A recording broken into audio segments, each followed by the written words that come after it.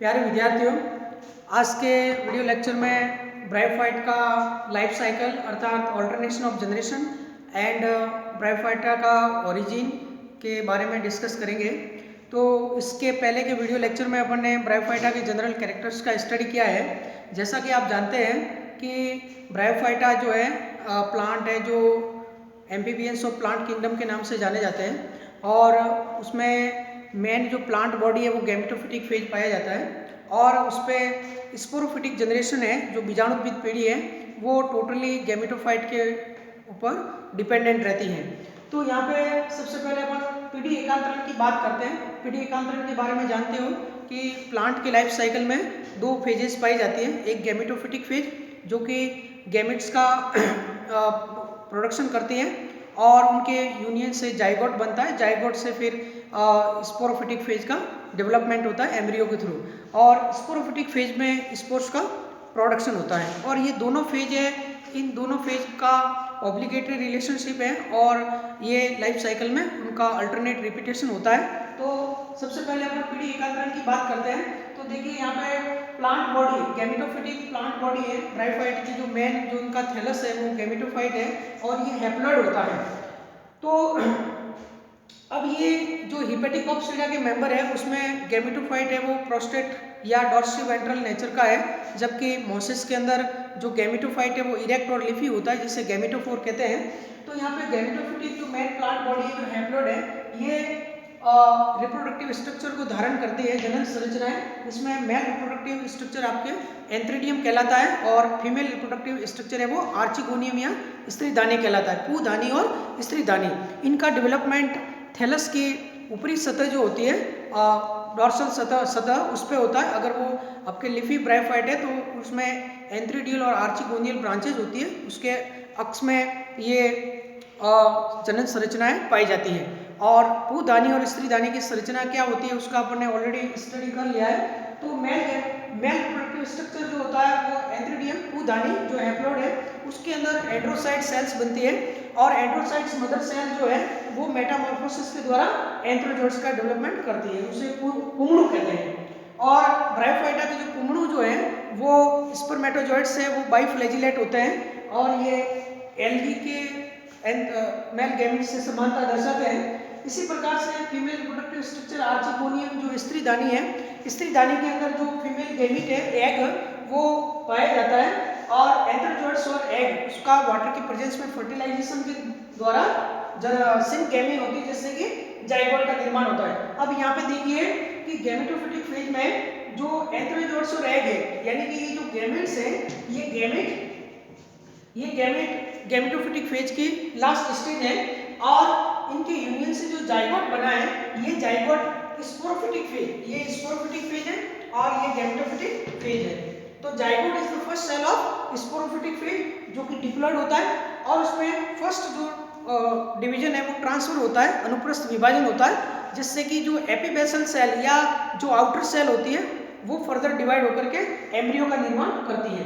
Embryo के अंदर एम्पीथीसियम और एंडोथीसियम जो टिश्यूज पाए जाते हैं, भ्रूण के जो स्तर पाए जाते हैं उसके अंदर वो डिफरेंशिएशन होने के पश्चात इसमें स्पोरोगोनियम का निर्माण होता है और ये स्पोरोगोनियम टोटली ही गैमेटोफाइट के ऊपर डिपेंड रहता है। स्पोरोगोनियम के तीन भाग होते हैं, फूट, सीटा और कैप्सूल। ये आपको पहले बता दिया, फूट यानी पार्ट, सीटा और तीसरा कैप्सूल। और इसके अंतर्गत जो कैप्सूल है, कैप्सूल के अंदर स्पोरोजिनस टिश्यूज पाया जाता है जो फर्दर डिवाइड होकर के स्पोर मदर सेल बीजाणु मात्र कोशिका को निर्माण करता है। ये बीजाणु मात्र कोशिकाएं जो है ये डिप्लॉइड होती है। अब यहाँ पे रिडक्टिव डिवीजन होता है मियोसिस, जिसके दौरान मियोस्पोर्स बनते हैं और ये मियोस्पोर्स से हिपेटिकोप्सिडा और एंथोसेरोटोप्सिडा के मेंबर में मियोस्पोर्स जर्मिनेशन के बाद में तुरंत ही गैमेटोफिटिक प्लांट को प्रोड्यूस करते हैं। यहाँ पे ब्रायोफाइटा में जाइगोट के बाद जब भ्रूण जाइगोट का जो फॉर्मेशन होता है फर्टिलाइजेशन के बाद में तो इसमें कोई भी रेस्टिंग स्टेज नहीं पाई जाती और स्पोर्स है वो भी तुरंत जर्मिनेट होते हैं। और ब्रायोफाइटा के जो स्पोर्स है वो शेप और साइज, आकार और आमाप में एक समान होते हैं, इसलिए ये होमोस्पोरस प्लांट है। सारे ब्रायोफाइट होमोस्पोरस है। हेटेरोस्पोरी का ओरिजिन है वो टेरिडोफाइटा से माना जाता है।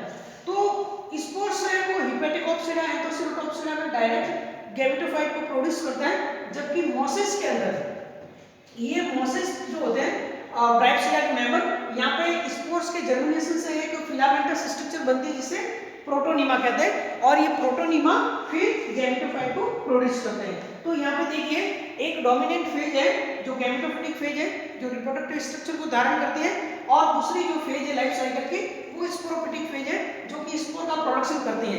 ये दोनों फेज लाइफ साइकिल में उनका अल्टरनेशन ऑफ चलता रहता है, तो ये अल्टरनेशन ऑफ जनरेशन कहलाती है। अब यहाँ पे दो वर्ड और हैं जो कि आपको ध्यान से समझने हैं।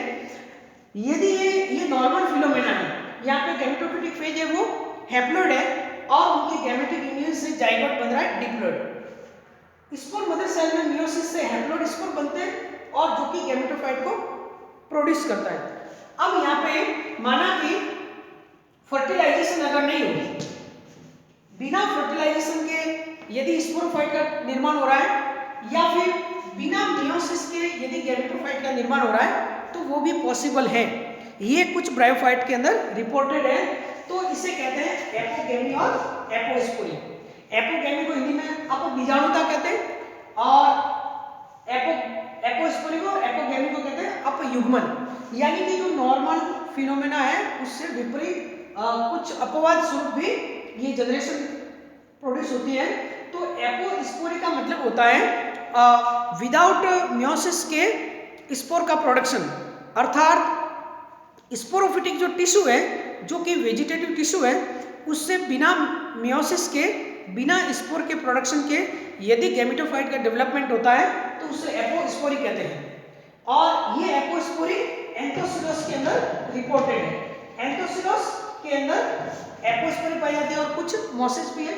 इसके बाद में एपोगेमी की बात करते हैं जिसे आप ह्यूमन कहते हैं। यहाँ पे विदाउट गैमेटिक यूनियन के यानी बिना फर्टिलाइजेशन के गैमेटोफिटिक जो टिश्यू है वो सीधे ही स्पोरोफाइट को प्रोड्यूस करता है। तो यहाँ पे गैमेटिक यूनियन नहीं हो रहा है और डायरेक्ट ही स्पोरोफाइट का निर्माण हो रहा है, तो ये कहलाता है एपोगेमी अपयुग्मन। और इसका बेस्ट एग्जांपल है फ्यूलेरिया। एक मॉस है फ्यूलेरिया हाइग्रोमेट्रिका। फ्यूलेरिया हाइग्रोमेट्रिका में एपोगेमी पाई जाती है। अब ये तो जो एपोस्पोरी और एपोगेमी है, अब इसमें देखिए कि जब एपोस्पोरी के द्वारा जब गैमेटोफाइट का डेवलपमेंट होता है तो बनने वाला गैमेटोफाइट डिप्लॉइड होगा। जो नॉर्मल हैप्लॉइड है तो यहाँ पे डिप्लॉइड होगा।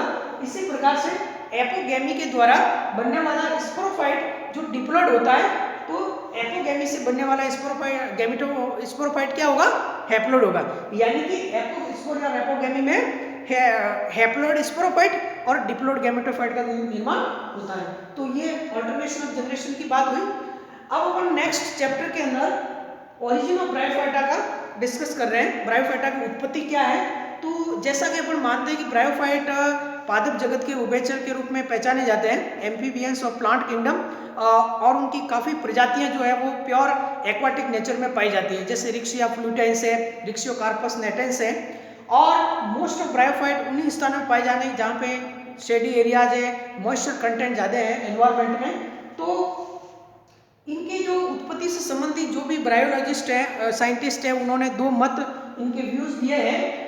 या तो चूंकि ब्रायोफाइटा की पोजीशन एल्गी और टेरिडोफाइटा के बीच में है, तो ब्रायोफाइट या तो टेरिडोफाइटा से विकसित हुए या फिर ये एल्गी से विकसित हुए। हालांकि जो सर्वमत जो व्यू है वो एल्गल ओरिजिन माना जाता है ब्रायोफाइटा का। तो यहाँ पे सबसे पहले ब्रायोफाइटा की ओरिजिन जो टेरिडोफाइटा से हुई है उसके बारे में अपन डिस्कस करते हैं। Origin of bryophyte from pteridophyte, ये कैसे एक्सप्लेन अपन करेंगे।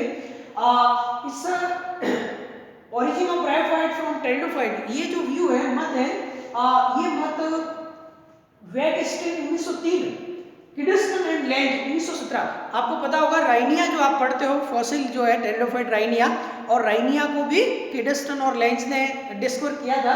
तो यहाँ पे किडस्टन और लैंज 1917, इसके बाद कश्यप और जिमरमान 1966। तो वेटस्टीन, किडस्टन, लैंज, कश्यप, जिमरमान, ये जो ब्रायोलॉजिस्ट है, टेक्नोलॉजिस्ट है, इन्होंने ये मत दिया, उन्होंने ये व्यू सपोर्ट किया कि ब्रायोफाइटा का ओरिजिन है वो प्रोग्रेसिव सिंप्लीफिकेशन के द्वारा हुआ है। प्रोग्रेसिव सिंप्लीफिकेशन यानी कि उत्तरोत्तर सरलीकरण हुआ है, पादप ऊतकों में सरलीकरण की प्रक्रिया हुई है और यहाँ पे जो कॉम्प्लेक्स फॉर्म है उससे धीरे धीरे सरल रूप है वो विकसित हुए हैं और इसको कहते हैं रिट्रोग्रेसिव थ्योरी। ये कहलाती है, एक प्रोग्रेसिव थ्योरी होती है और ये रिट्रोग्रेसिव थ्योरी है। तो यहाँ पे उन्होंने ये बताया कि स्पोरोफाइट और ब्रायोफाइट जो होता है, अगर ब्रायोफाइटा का बीजाणुविद की अगर अपन बात करते हैं तो ये बीजाणुविद कुछ प्रिमिटिव टेरिडोफाइट से रिजेम्बलेंस या समानता दर्शाते हैं और वो प्रिमिटिव टेरिडोफाइट से साइलोफाइटेलिस। अगर अपन फॉसिल टेरिडोफाइट की बात करते हैं, इसमें राइनिया है, हॉर्नियोफाइटोन है, तो राइनिया और हॉर्नियोफाइटोन जैसे प्रिमिटिव टेरिडोफाइट है जो कि फॉसिल्स के रूप में है और उनकी जो प्लांट बॉडी थी वो पूर्ण रूप से जो फुट स्टेम रूट में डिफरेंशिएटेड नहीं थी या उसमें ट्रू रूट्स का अभाव था। उनके अंदर जो स्पोरेंजिया बर्न होती थी वो स्टेम के टिप पे बर्न होती थी और उसके बाद में उसमें डाइकोटोमसली ब्रांचिंग जो है द्विभाजी शाखा जैसी प्रक्रियाएं पाई जाती थी। तो उस थ्योरी के आधार पर ये देखा गया कि प्रिमिटिव जो साइलोफाइटली जैसे मेंबर है उसमें प्रोग्रेसिव सिंप्लीफिकेशन के द्वारा आपके ब्रायोफाइटा का निर्माण हुआ और मॉस जैसे ब्रायोफाइटा और उसमें और सरलीकरण के द्वारा जो हिपेटिक्स कॉप्सिडा के मेंबर है वो विकसित हुआ और उसमें एक और व्यू सपोर्ट है कि एंथोसिरोस की एक प्रजाति है फ्यूजीफॉर्मिस। एंथोसिरोस फ्यूजीफॉर्मिस के अंदर कुछ डिग्री ऑफ फिजियोलॉजिकल इंडिपेंडेंस पाई जाती है, क्योंकि अपन जानते हैं कि ब्रायोफाइटा में जो स्पोरोफाइट होता है वो टोटली गैमेटोफाइट के ऊपर डिपेंडेंट है, जबकि टेरिडोफाइटा के अंदर स्पोरोफाइट जो है वो फ्री लिविंग होता है, गैमेटोफाइट भी फ्री लिविंग होता है। तो टेरिडोफाइटा में free living alternation of generation पाई जाती है, जबकि ब्रायोफाइटा के अंदर ऐसा नहीं होता। Sporophyte totally dependent on gametophyte, परंतु एंथोसिरोस फ्यूजीफॉर्मिस में कुछ डिग्री ऑफ फिजियोलॉजिकल इंडिपेंडेंस है वो देखी गई है, तो वो भी उसका मत सपोर्ट है। तो ये origin of bryophyte from pteridophyte के रूप में ये मत है। सेकंड व्यू की बात करते हैं एल्गल ओरिजिन ऑफ ब्रायोफाइट, जो कि सबसे ज्यादा मान्य है और इसमें ऐसा देखा गया कि एल्गी के काफी ऐसे कैरेक्टर्स हैं जो ब्रायोफाइटा से समानता दर्शाते हैं, जैसे कि एक्वाटिक नेचर होता है एल्गी का, तो वो ब्रायोफाइटा में कुछ जलीय ब्रायोफाइट भी होते हैं। एल्गी के अंदर कुछ टेरेस्ट्रियल एल्गी है जो मोस्टली प्लेसेस में पाई जाती है, ब्रायोफाइट भी मोस्टली वहीं पाए जाते हैं। इसी प्रकार से यदि ब्रायोफाइटा के अंदर अपन देखते हैं, अब एल्गी में जो एंथ्रोजोइड्स होता है पुमणु वो बाइफ्लैजिलेट होता है और water is essential for fertilization, तो यहाँ ब्रायोफाइटा के अंदर भी पुमणु जो है स्पर्मेटोजोआ वो बाइफ्लैजिलेट होता है और फर्टिलाइजेशन के लिए वाटर की आवश्यकता होती है। और इसके अलावा भी बहुत सारे कैरेक्टर्स हैं। अगर अपन सेल वॉल कंपोजिशन की बात करते हैं जिसमें सेलुलोज या पेक्टोज जो सेल वॉल मटेरियल के रूप में, इसके अलावा क्लोरोफिल ए बी, कैरोटिनॉइड्स है, आपके वाइला जेंथिन है, जियाजेंथिन, बहुत सारे कैरोटिनॉइड वो भी ब्रायोफाइट एल्गी दोनों में पाए जाते हैं। तो ये सारे जो कैरेक्टर्स हैं जो कि उसमें ब्रायोफाइट और एल्गी में समानता दर्शाते हैं। एल्गी में कुछ एल्गी ऐसी है जैसे मरीन एल्गी है, आपके रोडोफाइट्स के मेंबर है, उनके अंदर कुछ आपके एपिकल ग्रोथ देखी गई है। किसी के अंदर लेमिनेरियलिस के ऑर्डर्स हैं जिसमें सी वीड्स के अंदर, उसके अंदर भी कुछ डिफरेंशिएशन जो है ऊतकों में देखा गया है। तो इन सभी का अगर सपोर्ट देखा जाता है, एक इन्होंने बताया था कि जो आपके फ्रिच ने हेट्रोट्राइकस जो एल्गी है, हेट्रोट्राइकस एल्गी जो कीटोफोरेलिस के मेंबर है, जिसमें आपके कीटोफोरा है, फ्रिचेला है, ड्रापरनेल्डियोप्सिस है, तो उसमें आपके विषम तंतु की शैवाल पाई जाती है, जिसमें एक प्रोस्टेट सिस्टम है और एक इरेक्ट सिस्टम, दोनों प्रकार के सिस्टम पाए जाते हैं। जैसे फ्रिचेला में दोनों सिस्टम हाईली इवॉल्व होते हैं, तो ये सिस्टम आपके ब्रायोफाइटा में देखने को मिलते हैं। जो प्रिमिटिव ब्रायोफाइट है हिपेटिकोप्सिड्स है, यहाँ पे थैलस डॉर्सिवेंट्रल है और उससे फिर इरेक्ट जो स्पोरोगोनियम का डेवलपमेंट हो रहा है। तो वहाँ एल्गल जो हेट्रोट्राइकस एल्गी है उससे आपके ब्रायोफाइटा की उत्पत्ति के बारे में फ्रिच ने अपना व्यू दिया था। इसके बाद में चार्ल्स 1919 ने मरीन एल्गल ओरिजिन माना, जो कि कुछ मरीन एल्गी की में जहाँ एपिकल ग्रोथ होती है उससे माना, और इसमें 1955 ने ये माना कि क्लोरोफाइट वर्ग में जो यूलोट्राइकेलिस है,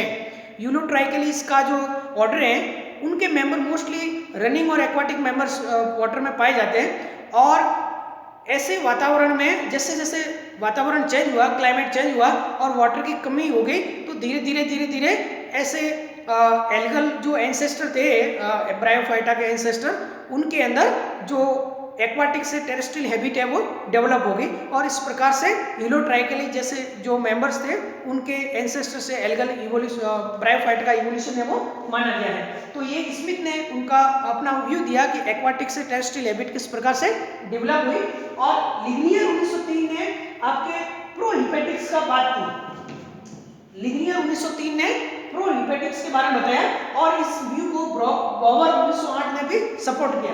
प्रोहिपेटिक्स में ये माना गया कि एल्गी और ब्रायोफाइटा और टेरिडोफाइटा दोनों जो क्लास है उनके जो एंसेस्टर है ये आपके प्रोहिपेटिक्स जैसे प्लांट से विकसित हुए। अर्थात इन्होंने ये बताया लिग्नियर और बॉवर ने कि कुछ एल्गी है जिसके एल्गल एंसेस्टर है जो कि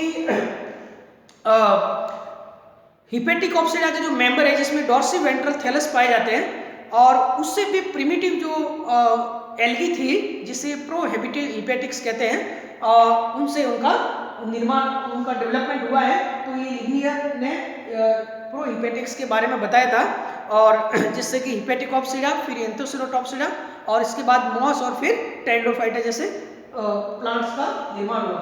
तो यहाँ पे अपन ने आज के वीडियो लेक्चर में अल्टरनेशन ऑफ जनरेशन क्या है ब्रायोफाइटा का उसका आपने डायग्रामेटिकली जो रिप्रेजेंटेशन है, इसके अलावा एल्गल ओरिजिन क्या है इसमें ब्रायोफाइटा के टेरिडोफाइटा और जो एल्गी से जो उत्पत्ति मानते हैं उसमें कौन कौन से व्यू है वो आपको एक्सप्लेन करना है और जिसमें एल्गल ओरिजिन ऑफ ब्रायोफाइटा है वो ज़्यादा प्रचलित है और एल्गी और ब्रायोफाइटा के जो कॉमन कैरेक्टर्स है उसको आप फोकस करना है। इसके अलावा एपोगैमी एपोस्पोरी क्या होती है ये आपके ब्रायोफाइटा के साथ साथ टेरिडोफाइटा में भी ये क्वेश्चन आता है अप युग्मन और अप बीजाणुता, इसको भी आप अच्छी तरह से पढ़ोगे। तो नेक्स्ट वीडियो लेक्चर में अपन एफिनिटी ऑफ ब्रायोफाइटा और क्लासिफिकेशन के बारे में स्टडी करेंगे। आज के वीडियो लेक्चर में इतना ही। Thank you very much.